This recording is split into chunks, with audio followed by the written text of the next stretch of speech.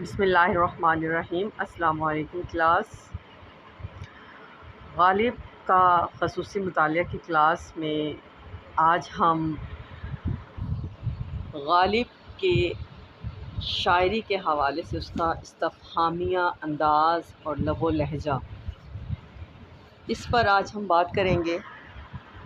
اس سے پہلے کے لیکچر میں ہم نے غالب کی غزل نمبر 10 اور اس کا مفہوم اور اس کی شرح کی، تو بہت سے طالب علموں نے غالب کی شاعری کا استفہامی انداز اور لب و لہجہ کے حوالے سے کہا کہ اس کے بارے میں تھوڑا سا بتا دیں آپ۔ تو آج ہم اس کی شاعری کا استفہامیہ انداز جو ہے اس کو آج ہم پڑھتے ہیں۔ غالب کی شاعری کا استفہامیہ انداز بتانے سے پہلے میں آپ کو بتاؤں گی کہ استفہامیہ کیا ہوتا ہے، سوال کیا ہوتا ہے، اس کا تعارف کیا ہے، اس سوال کو پڑھنے کا مقصد کیا ہے اور اس کی اہمیت کیا ہے استفہامیہ انداز۔ تو اگر سوال قائم کرنا چھوڑ دیا جائے تو زندگی میں انجماد کی صورت پیدا ہو جاتی ہے۔ مطلب اگر ہمارے ذہن میں، دماغ میں سوال نہ اٹھیں تو ہماری زندگی ایسے جمود کا شکار ہو جاتی ہے۔ جیسے کہ آپ جانتے ہیں کہ قرآن پاک بھی ہمیں فکر والوں کو، عقل والوں کو سوال کی طرف، فکر کی طرف، غور کی طرف متوجہ کرتا ہے۔ اور قرآن پاک کہتا ہے کہ نشانیاں ہیں اس کائنات میں، اس دنیا میں نشانیاں ہیں ان لوگوں کے لیے جو فکر کرتے ہیں، جو عقل مند لوگ ہیں۔ جیسا کہ ہم جو ہے اگر ہم دیکھیں اس کائنات کی خوبصورتی و حسن کو ہی دیکھیں، بغور اس کا مطالعہ کریں، تو ایک عام سی بات ہے کہ باغ میں چلے جائیں اور آپ خاموشی سے اس کی خوبصورتی، اس کے حسن کو، درختوں کو، پودوں کو، چڑیوں کو، پرندوں کو غور سے دیکھیں تو آپ کے دماغ میں بہت سے سوال اٹھتے ہیں۔ یہ پتے کیسے ہل رہے ہیں، کیوں ہل رہے ہیں، یہ پودے درخت کیسے بن جاتے ہیں، ان کو پانی، خوراک کیسے مہیا ہوتی ہے، پھر پرندے جو ہیں وہ صبح سویرے اللہ تعالیٰ کی حمد و ثنا بیان کرتے ہیں، تو یہ کیسے، تو بہت سے سوال ہمارے دماغ میں مچلتے ہیں، ابھرتے ہیں۔ اور پھر ایٹ دا اینڈ ایک سوال آتا ہے کہ اس کائنات کو کس نے بنایا، ہم انسانوں کو کیوں پیدا کیا گیا، یہ تمام مخلوقات جو اللہ تعالیٰ جو حمد و ثنا بیان کرتی ہے، کس کی حمد و ثنا بیان کرتی ہے۔ تو یہ مختلف سوالات ہیں جو ہمیں اللہ کی طرف، اس کی وحدانیت کی طرف متوجہ کرتے ہیں کہ ہے کوئی ذات جس نے اس پوری کائنات کو، اس پورے نظام کو بنا رکھا ہے۔ تو بات مختصراً کہ اگر سوال قائم کرنا چھوڑ دیا جائے تو زندگی میں انجماد کی صورت پیدا ہو جاتی ہے۔ زندگی اس لیے ہے کہ اسے جیا جائے، اور جینے کے لیے ضروری ہے کہ سوال کیے جائیں، اور اس میں در آنے والے غلط رویوں پر سوال بھی قائم کیا جائے۔ سوال سے جہاں انسان گھبراتا ہے، وہیں اس سے بصیرت اور دانش کے سوتے بھی ابھرتے ہیں۔ مطلب یہ ہے کہ جب تک ہم سوال نہیں کرتے تب تک ہمیں جواب جو ہے وہ نہیں ملتا۔ تو مرزا غالب کی شاعری کے ان گنت پہلو ہیں، لیکن جب ہم ان کے انداز بیاں کی بات کرتے ہیں تو اس میں ان کا استفہامیہ طرز تخاطب بھی شامل ہوتا ہے۔ یہ انداز غالب کی ذکاوت، فطانت، دور اندیشی، طاہر خیزی اور کائنات کے تئیں ان کے گہرے مشاہدے کو ظاہر کرتا ہے۔ ایسا کرتے ہوئے ان کی شاعری میں برجستگی اور انفارمیلٹی پیدا ہوتی ہے۔ اسی طرز اظہار سے کام لے کر انہوں نے محبوب پر سوال قائم کیے اور اپنے احباب کی مغارتوں کا پردہ چاک کیا، مکاریوں کا پردہ بھی فاش کیا۔ اس کی روشنی میں زندگی کے مد و جزر کو سمجھنے اور سمجھانے کی کوشش کی۔ کائنات اور اس کے مظاہر، خدا اور اس کے حوالے سے دیر و حرم کے پاسبانوں کو بھی اسی استفہامیہ طرز اظہار کے حصے میں لا کھڑا کیا۔ اس سبق کا، اس موضوع کا استفہامیہ انداز جو ہے، یہ جو موضوع ہے، اس کا مقصد کیا ہے؟ غالب کی شاعری کی یہ ایک اہم جہت ہے۔ یوں تو ایسے ان کے مکمل انداز بیان کا ایک تمتمہ کہا جا سکتا ہے اس کو، استفہامیہ انداز کو، لیکن اس کی اہمیت کا راز اس میں پوشیدہ معنی کی پرتوں میں ہے۔ شعور اور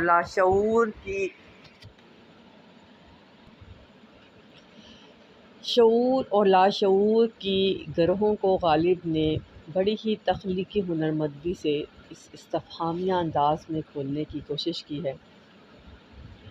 لہٰذا ہمارے آج کے اس موضوع میں اسی جانب توجہ کی جائے گی کہ غالب کے اس انداز بیاں، اس استفہامیہ بیان کی اہمیت، معاونیت اور ان کے پورے شعری اور فکری نظام سے اس کے انسلاک کو سمجھا جا سکے۔ جگہ جگہ ضرورت کے تحت اشعار بھی ڈالے گئے ہیں اور ان کی تعبیر و تشریح کے ذریعے تفہیم کی صورت اور بھی صاف اور شفاف طور پر پیش کی گئی ہے یا بتائی جا رہی ہے۔ سب سے پہلے بتانے سے پہلے آپ کو شاعری اور استفہام کے بارے میں بتاتی چلوں۔ اردو شاعری میں استفہامیہ انداز کی شاعری بہت کم شعراء کے حصے میں آئی ہے۔ غالب کے بعد اقبال کے یہاں اس کا اہتمام ہمیں نظر آتا ہے۔ شاعری اگر استفہامیہ رنگ میں ہوتی ہے تو اس میں طنز اور تعریض کی صورتیں زیادہ پیدا ہوتی ہیں۔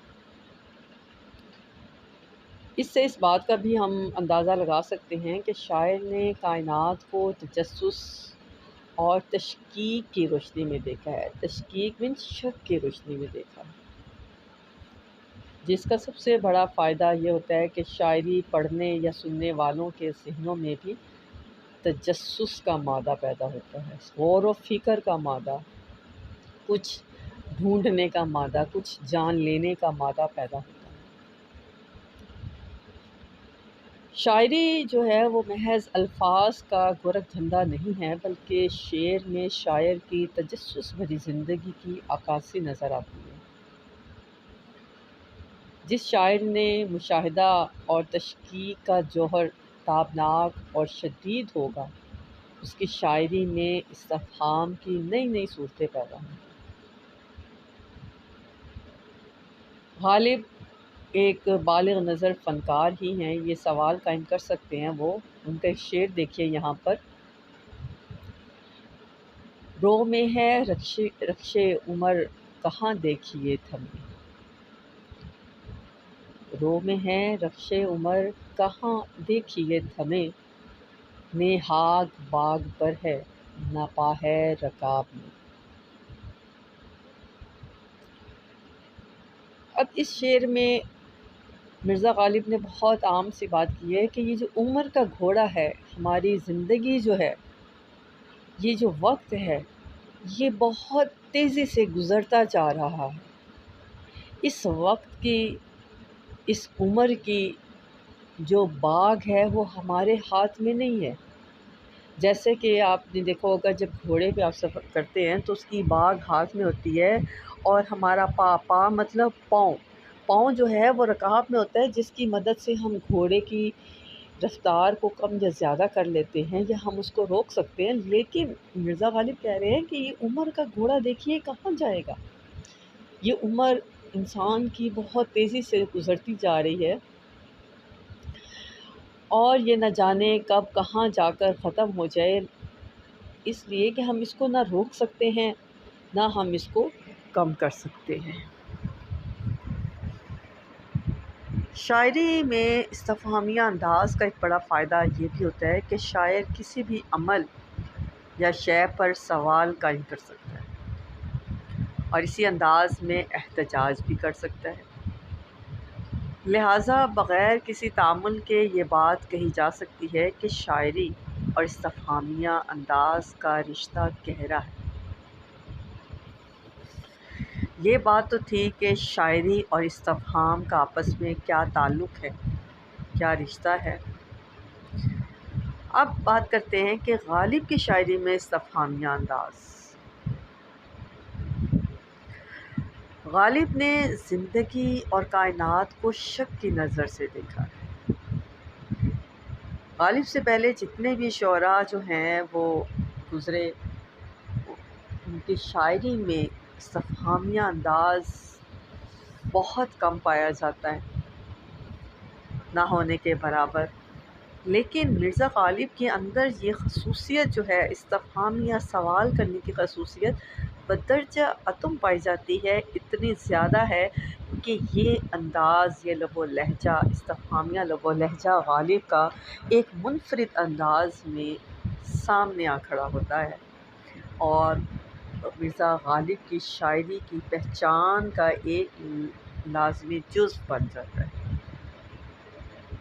حالانکہ بہت سے شعراء ان سے پہلے اور اس کے بعد بھی جو ہے انہوں نے استفہامیہ انداز میں شاعری کہی ہے، لیکن ان کی شاعری میں چیدہ چیدہ اشعار ہی ہیں جو کہ استفہامیہ انداز میں ہوں گے، تو اس لیے ان اشعار کی وجہ سے ہم ان کی پہچان نہیں بنا سکتے۔ لیکن غالب کی شاعری میں عموماً اشعار ہمیں، جیسے اے دل ناداں تجھے ہوا کیا ہے، آخر اس درد کی دوا کیا ہے، بہت سے غالب کی شاعری میں ایسے ہیں، جیسے ہم ہیں مشتاق اور وہ ہیں بیزار، یا الہی یہ ماجرا کیا ہے۔ تو مرزا غالب کی شاعری میں بہت زیادہ استفہامیہ انداز پایا جاتا ہے، اسی وجہ سے ان کی شاعری میں، یا مرزا غالب کی شاعری میں ہم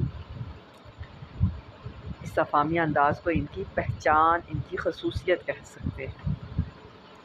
تو مرزا غالب نے زندگی اور کائنات کو شک کی نظر سے دیکھا ہے۔ ذہن میں جب شک پیدا ہو جائے تو سوال اور اشکال بھی پیدا ہوتے ہیں۔ محبت کا رنگ ہو یا حسن و جمال کا، رقابت کی بات ہو یا احباب کے سلوک اور خلوص کی، امید و آس کی بات ہو یا یاس و محرومی کی، غالب ہر جگہ اور ہر موقع پر ایک طرح کا سوال، ایک طرح کا شبہ، یا کم از کم اس کا ایک زاویہ تو پیدا کر ہی دیتے ہیں۔ غالب کہتے ہیں، جب توقع اٹھ گئی غالب، جب توقع اٹھ گئی غالب، کیوں کسی کا گلہ کرے کوئی، کہ جب ہم کسی سے اچھے کی امید ہی چھوڑ دیتے ہیں یا اس سے ہمیں اچھے کی توقع ہی ختم ہو جاتی ہے، تو ہمارے پاس کسی سے گلہ کرنے کا کوئی جواز باقی نہیں رہتا۔ اس میں یاس و محرومی کا مضمون ہے، لیکن انداز استفہامیہ ہے۔ اب اس میں یاس و محرومی کا مضمون کیوں شامل ہے؟ اس لیے کہ جب انسان کسی سے محبت کرتا ہے اور بہت زیادہ محبت کرتا ہے اور وہ اس کی توقع کے برخلاف اسے دھوکہ دے دیتا ہے، اسے مایوس کر دیتا ہے، تو اس کی جو خوشی ہے، اس کی جو محبت ہے، وہ محرومی میں بدل جاتی ہے۔ اس کا محبت سے یقین ہی اٹھ جاتا ہے اور وہ محرومی اور بے یقینی کی کیفیت اس پر طاری ہو جاتی ہے۔ تو لہٰذا وہ کہہ رہے ہیں کہ جب کسی سے توقع اٹھ گئی تو کوئی کیا کسی سے گلہ کرے۔ اب اس میں محرومی کا عنصر بھی پایا جاتا ہے، بے یقینی کا عنصر بھی پایا جاتا ہے، لیکن اس میں انداز جو ہے غالب کا استفہامیہ ہے، جو کہ شعر کو قنوطیت کی طرف نہیں لے جاتا۔ اسی طرح ان کا ایک مشہور زمانہ شعر ہے جس کی ردیف ہے، کیا ہے دل ناداں تجھے ہوا کیا ہے، آخر اس درد کی دوا کیا ہے، ہم ہیں مشتاق اور وہ ہیں بیزار، یا الہی یہ ماجرا کیا ہے۔ اس کی پوری غزل آپ نے پڑھی ہوگی۔ مختلف مضامین کو اسی کیا ہے ردیف سے باندھ کر نئے نئے زاویے پیدا کیے گئے، سوال پیدا کرتے ہوئے ان کا المیہ کردار سامنے ابھر کر آتا ہے۔ اب اس میں ہر شعر کا مضمون موضوع دوسرے شعر سے مختلف ہے، لیکن ان کی شاعری کا یہ اچھوتا انداز کہ انہوں نے ہر مضمون کو کیا ہے کہ ردیف سے ملا کر اس کو غزل کی صورت دے دی۔ رہی نہ طاقت گفتار اور اگر ہو بھی، رہی نہ طاقت گفتار اور اگر ہو بھی، تو کس امید پر کہیے کہ آرزو کیا، ہوس کو ہے نشاط کار کیا کیا، نہ ہونا نہ ہو مرنا تو جینے کا مزہ کیا۔ غالب کے یہاں ان کی اپنی ایک دنیا تشکیل پاتی ہے، جہاں ایک ایسا کردار آپ کو دکھائی دیتا ہے جس کی فقط آنکھیں ہی نہیں بلکہ وہ مجسمہ تجسس ہے۔ اسی لیے وہ خارج کو باطن سے جوڑنے کی کوشش کرتے ہیں۔ وہ جب اپنے دیوان کی پہلی غزل کا مطلع کہتے ہیں تو وہیں سے ان کا استفہامیہ انداز ابھرتا ہوا دکھائی دینے لگتا ہے۔ ان کی شاعری کا دیوان، ان کی پہلی غزل کا جو مطلع ہے وہ بھی استفہامیہ انداز سے شروع ہوتا ہے۔ پہلی غزل ان کی، اس کا مقطع دیکھیں ذرا، نقش فریادی ہے کس کی شوخی تحریر، کاغذی ہے پیرہن ہر پیکر تصویر۔ اس شعر میں خدا کی شوخی تحریر کا مطلب ہے خلقیت، پیدا کرنا، اس پوری کائنات کو تخلیق کرنا، بنانا اور انسان کی ناپائیدار زندگی کو پیش کیا جائے۔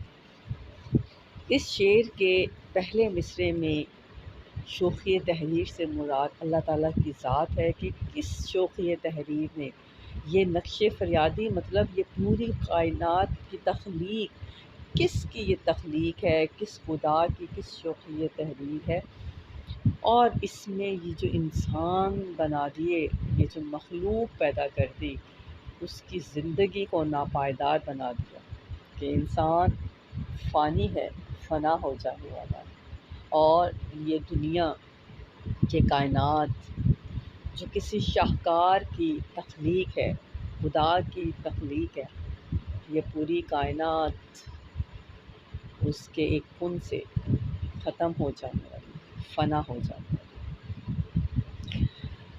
غالب کو سب معلوم ہے کہ یہ کائنات خدا نے بنائی ہے اور انسان کا وجود اس میں کاغذی پیرہن سے زیادہ اہمیت نہیں رکھتا، لیکن غالب نے جاہل عارفانہ سے کام لے کر سوالیہ اسلوب اپنایا ہے، اس طرح کہ جب وہ زندگی اور موت یا انسان اور غم کے رشتے کو شعری پیکر عطا کرتے ہیں تو اسی استفہامی انداز کو اختیار کرتے ہیں۔ یہ بھی ان کا ایک انفرادی طرز اظہار ہے۔ غالب کہتے ہیں، ہمیں ہستی کا اسد کس سے ہو جز علاج،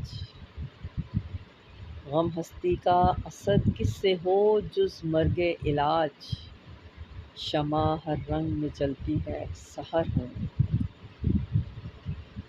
قید حیات و بند غم اصل میں دونوں ایک ہیں، قید حیات و بند غم اصل میں دونوں ایک ہیں، موت سے پہلے آدمی غم سے نجات پائے گی۔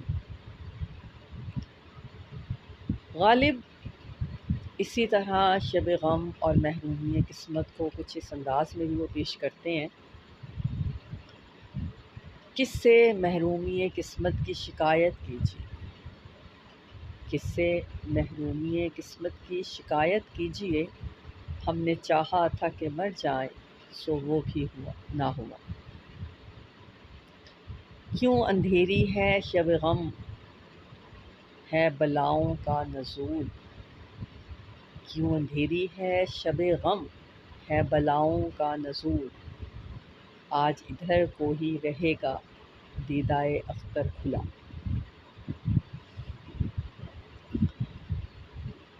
مرزا غالب کی زندگی میں غم و نشاط دونوں سائے کی طرح ساتھ ساتھ چلتے رہے۔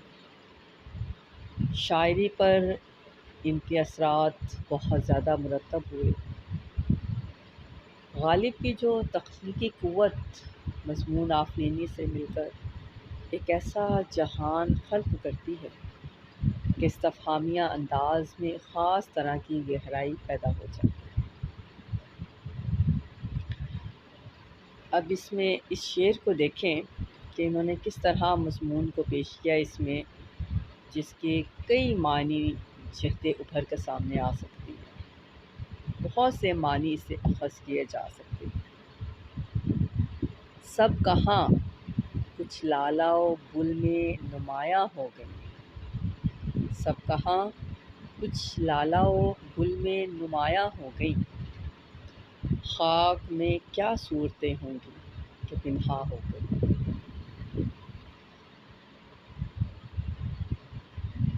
یہاں درس فنا پذیری بھی ہے اور پھولوں میں لالا و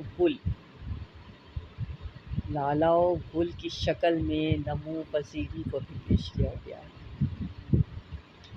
ہم یہ کہہ سکتے ہیں کہ وہ صرف سوالیہ انداز زیب داستان کے لیے نہیں بلکہ معنوی گہرائی پیدا کرنے کے لیے اختیار کرتے ہیں۔ اب یہ سوالیہ انداز ایسا نہیں ہے کہ کسی کو صرف بھلانا، کسی کو اس طرف متوجہ کرنا ہی مقصود ہے، بلکہ اس کے اندر بہت گہرائی ہے، اس میں بہت معنوی گہرائی ہے کہ لوگوں کو اس کی طرف توجہ دلائی جاتی ہے کہ سوچو، دیکھو، سمجھو اور غور کرو۔ اس بارے میں مجنوں گورکھپوری لکھتے ہیں کہ وہ ان سچے لوگوں میں سے تھے جن کے دلوں میں کسی نقطہ نظر کو تسلیم کر لینے کے بعد بھی شکوک و سوالات رہ کر ابھرتے رہتے،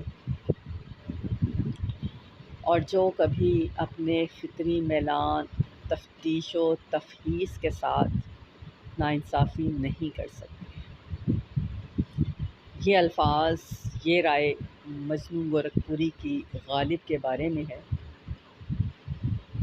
جو انہوں نے غالب شخص اور شاعر میں کہی ہیں۔ غالب کا ایک اور شعر دیکھیے اور غور کیجیے کہ وہ ذات مطلق کے وجود بلکہ وحدت الوجود کو قبول کرنے کے باوجود کہتے ہیں، اللہ تعالیٰ کی ذات کو، ذات مطلق اللہ تعالیٰ کی ذات کو، وحدت الوجود کو قبول کرنے کے باوجود وہ کہتے ہیں، جب کہ تجھ بن نہیں کوئی موجود، جب کہ تجھ بن نہیں کوئی موجود، پھر یہ ہنگامہ اے خدا کیا ہے۔ غالب کا میلان طبع ہی کچھ ایسا تھا کہ ان کے ذہن میں سوالات ابھرتے رہتے اور اسی وجہ سے ان کے شعری اظہار میں استفہامیہ انداز آیا، اور اسی سبب حیرت و استعجاب کے عناصر بھی شامل ہوئے۔ اب کچھ میں ان کے اشعار آپ کو سناتی ہوں۔ یہ پری چہرہ لوگ کیسے ہیں، یہ پری چہرہ لوگ کیسے ہیں، غمزہ و اشوا و ادا کیا ہے، شکن زلف عنبرین کیوں ہے، نگہ چشم سرما سا کیا ہے، لالا و گل کہاں سے آئے ہیں، ابر کیا چیز ہے، ہوا کیا ہے۔ غالب رومان سے ذہنی طور پر بہت قریب تھے۔ وہ محبوب سے قرب یا اس سے محرومی، دونوں صورتوں میں استفہامیہ انداز میں گویا ہوتے ہیں۔ چاک جگر سے جب رہے پرستش ناوا ہوئی، کیا فائدہ کہ جیب کو رسوا کرے کوئی، بیکاری جنوں کو ہے سر پیٹنے کا شغل، جب ہاتھ ٹوٹ جائیں تو پھر کیا کرے کوئی۔ غالب اپنے فکر و خیال کو مختلف انداز میں پیش کرتے ہیں۔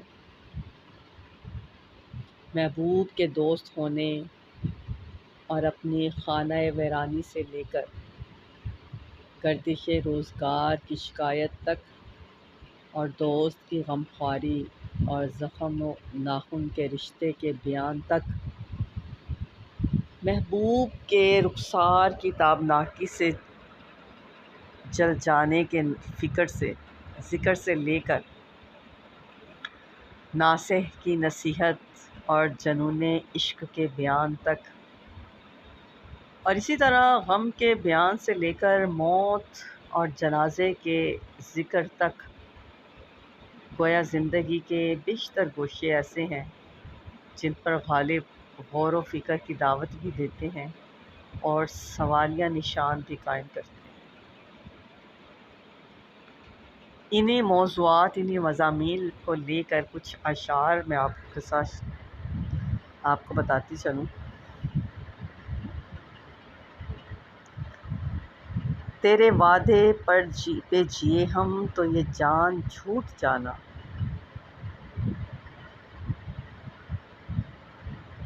تیرے وعدے پہ جیے ہم تو یہ جان جھوٹ جانا، کہ خوشی سے مر نہ جاتے اگر اعتبار ہوتا، ہوئے مر کے ہم جو رسوا، ہوئے کیوں نہ غرق دریا، نہ کبھی جنازہ اٹھتا نہ کہیں مزار ہوتا، گر کیا ناصح نے ہم کو قید اچھا یوں سہی، گر کیا ناصح نے ہم کو قید اچھا یوں سہی، یہ جنون عشق کے انداز چھٹ جائیں گے کیا، دوست غمخواری میں میری سعی فرمائیں گے کیا، زخم کے بھرنے تلک ناخن نہ بڑھ آئیں گے کیا،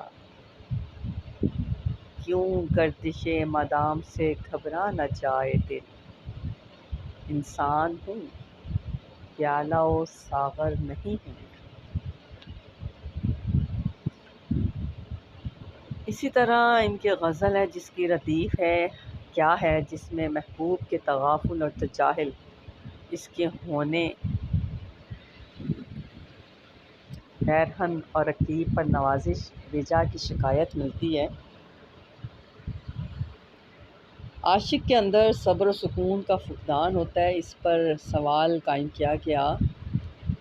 یہ غزل جو ہے 12 اشعار پر ہے، اس کے کچھ شعر جو ہیں یہاں پر میں آپ کو بتاتی چلوں۔ تجاہل پیشگی سے مدعا کیا، کہاں تک اے سراپائے ناز کیا کیا، نوازش ہائے بیجا دیکھتا ہوں، شکایت ہائے رنگین کا گلہ کیا، دماغ عطر پیراہن نہیں ہے، غم آوارگی ہائے صبا کیا۔ غالب نے اپنی شاعری میں اکثر اپنی انا اور اپنی شخصیت کے استحکام کو بھی ظاہر کیا ہے۔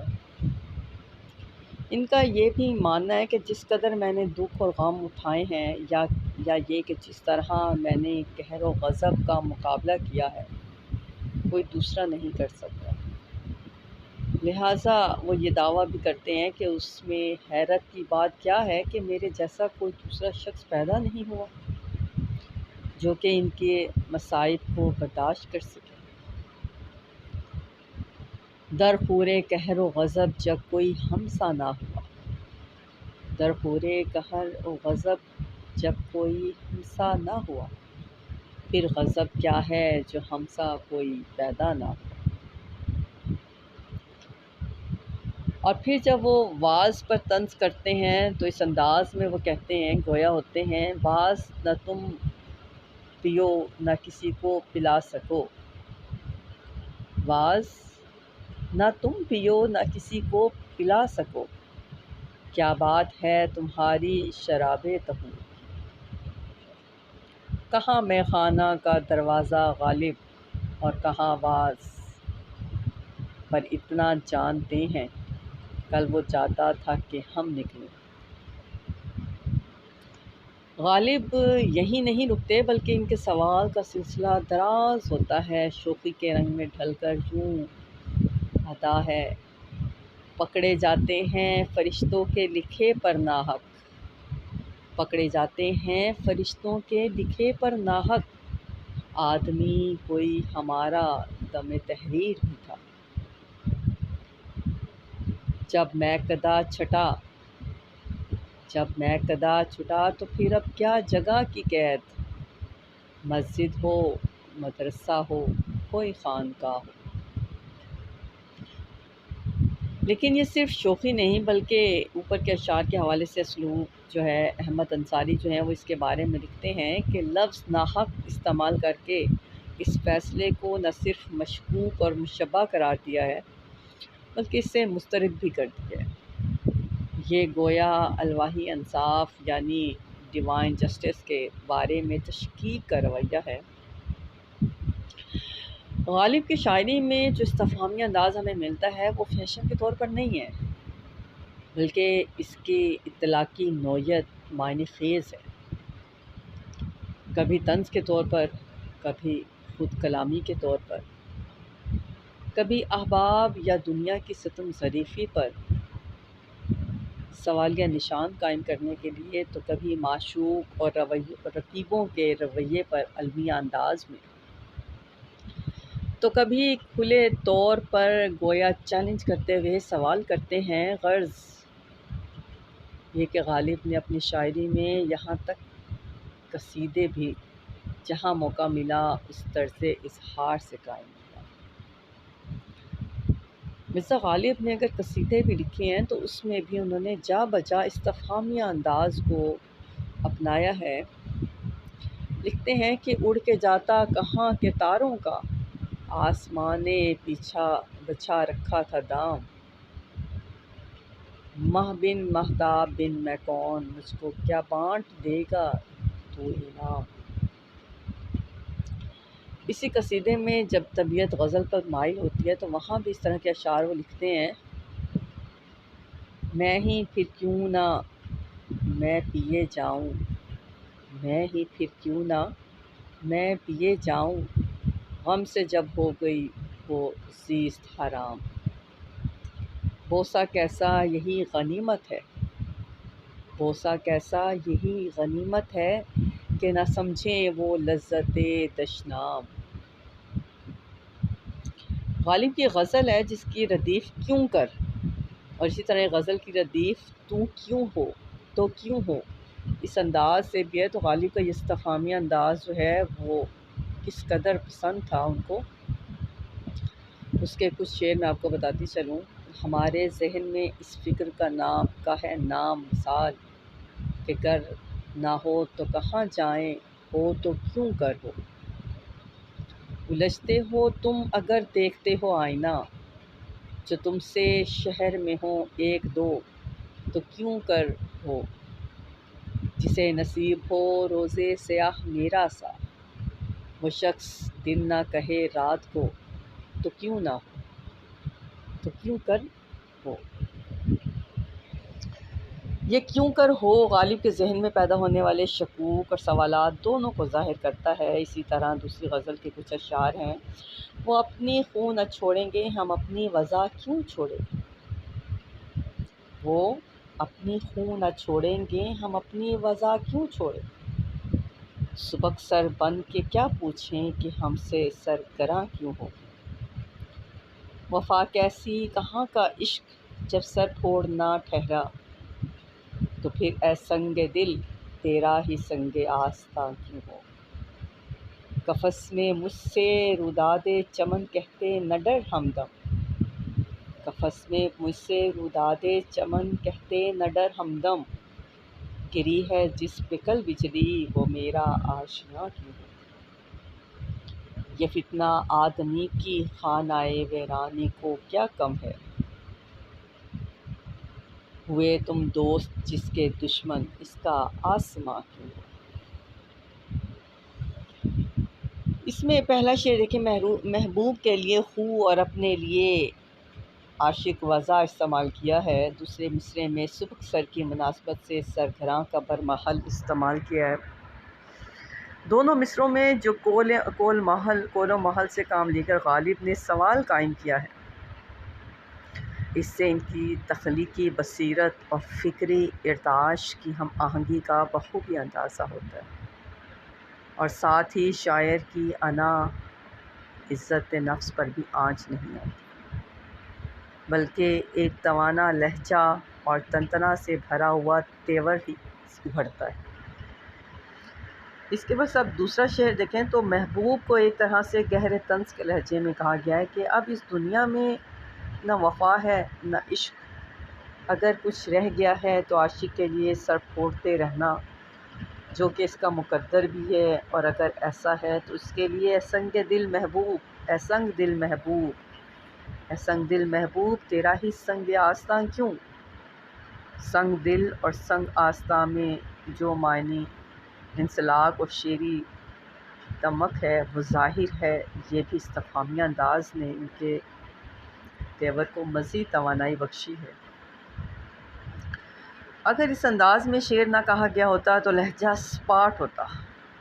اسی طرح اوپر کے آخری شعر میں بھی غالب نے محبوب سے دوستی کو فتنہ سے موسوم کیا۔ ایک تصور اردو شاعری میں یہ بھی ہے کہ عاشق اور معشوق کے رشتے میں آسمان فلک فتنہ پردازی کرتا رہتا ہے، یعنی پھوٹ پیدا کرنے کی کوشش کرتا رہتا ہے۔ غالب نے یہ پہلو اور زاویہ بدل کر پیش کر دیا کہ اے محبوب، تم جس کے دوست ہو جاؤ گے اس کا مقدر تو خانہ ویرانی ہے ہی، لہٰذا تمہارا فتنہ آسمان کے فتنے سے کس طرح کم نہیں۔ یہاں بھی محبوب کے جو فتنے کو آسمان کی فتنہ پردازی پر قرار دیا گیا ہے۔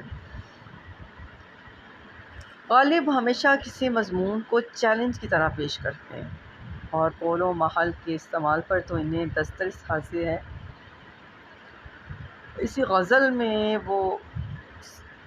میں وہ کہتے ہیں، اس کا ایک شعر ہے، میں آپ کو بتاتی چلوں: ہوس کو ہے نشاط کار کیا کیا، نہ ہو مرنا تو جینے کا مزہ کیا۔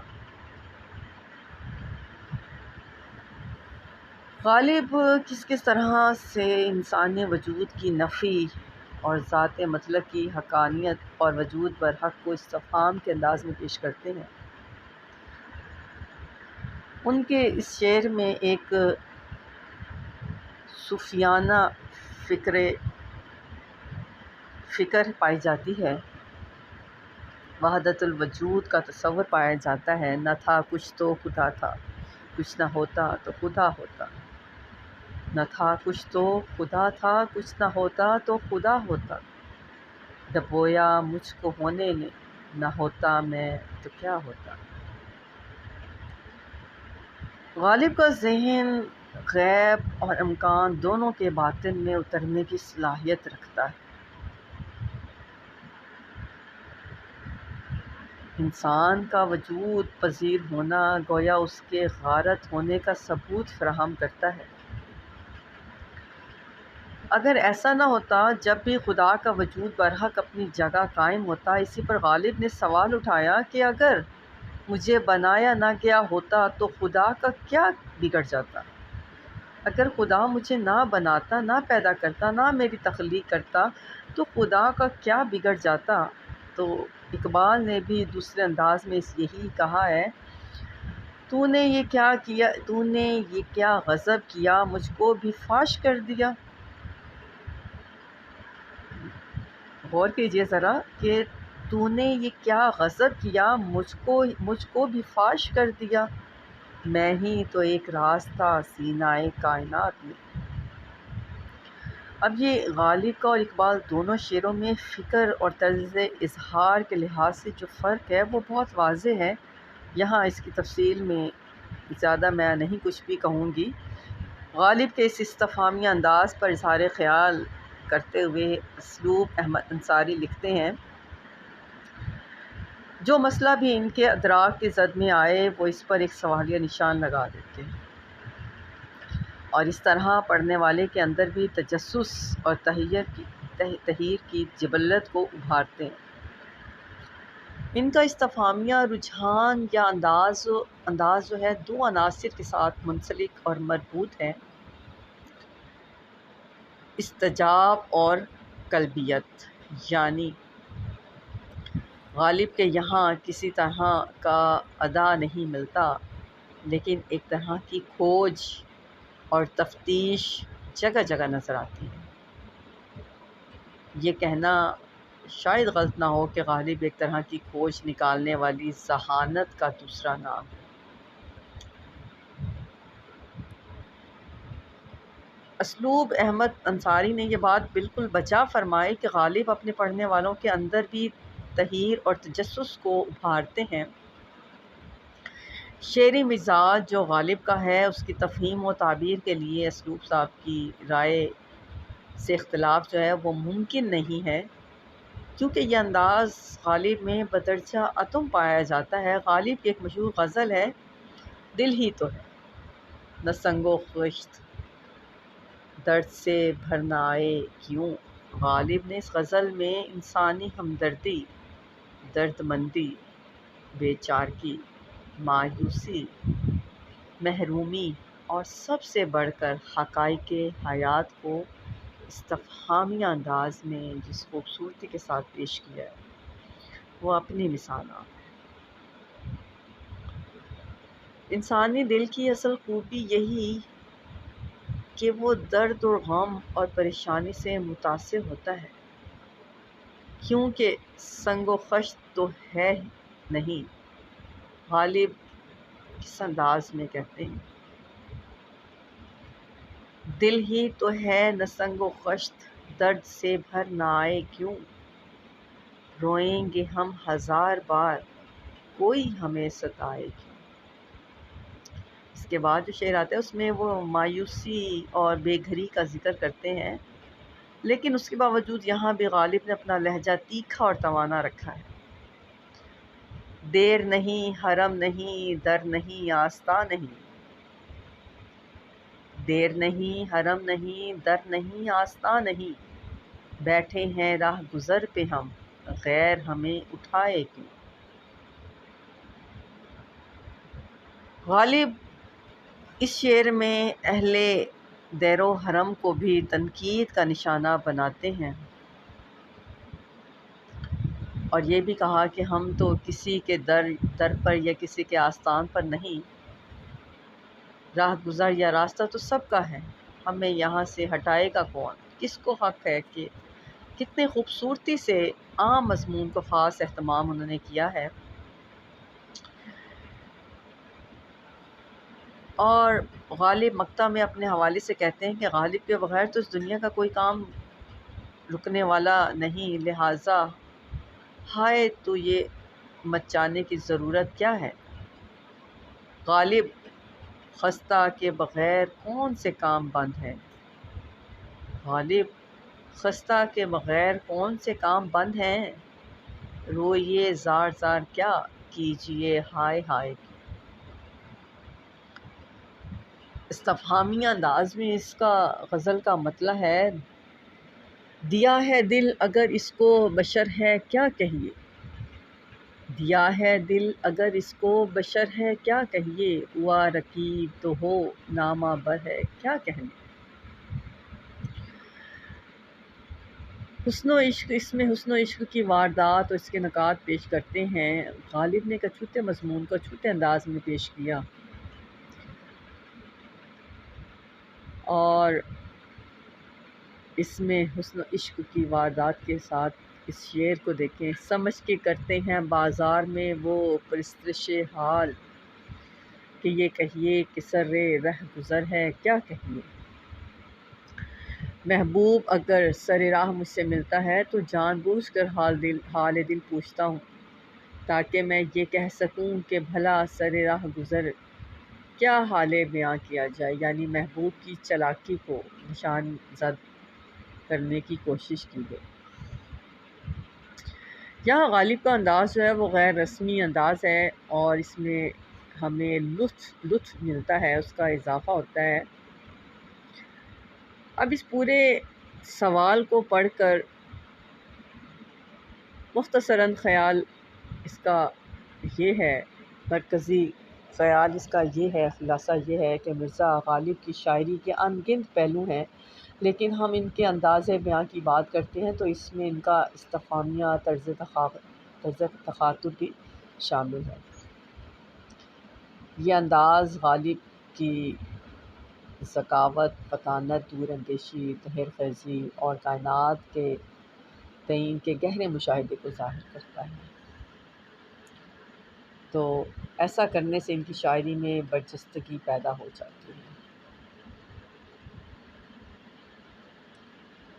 غالب کی شاعری میں استفہامیہ انداز کی مختلف سطح نظر آتی ہیں۔ ایک تو وہ کائنات اور مظاہر کائنات پر سوال قائم کرتے ہیں، دوسرے یہ کہ وہ عاشق اور معشوق کے رشتے اور ان کے مابین رشتوں یا نوک جھونک یا پھر اپنی محرومی اور مایوسی کو سوال کے طور پر پیش کرتے ہیں۔ اسی طرح وہ ذات مطلق یا پھر قدرت حق پر اور کبھی کبھی احباب اور اہل دیر و حرم کو استفہامیہ انداز کے حصار میں لے آتے ہیں۔ اس طرح کبھی کبھی پورا انسانی وجود ان کے شک کے گھیرے میں آ جاتا ہے۔ یہ تھا مرزا غالب کا استفہامیہ انداز، مرزا غالب کی شاعری میں ایک اچھوتا انداز، ایک نرالا انداز، ایک سوال کرنے کا انداز۔ امید ہے آپ سب کو سمجھ آ گئی ہوگی۔ مزید آپ اس کے بارے میں مرزا غالب کے استفہامیہ انداز اور لب و لہجہ کے حوالے سے کچھ پوچھنا چاہتے ہیں تو آپ مجھے کامنٹ باکس میں میسج کر کے پوچھ سکتے ہیں۔ ملتے ہیں ایک نئے موضوع کے ساتھ، تب تک اپنا ڈھیر سارا خیال رکھیے گا، مجھے دعاؤں میں یاد رکھیں۔ اللہ حافظ۔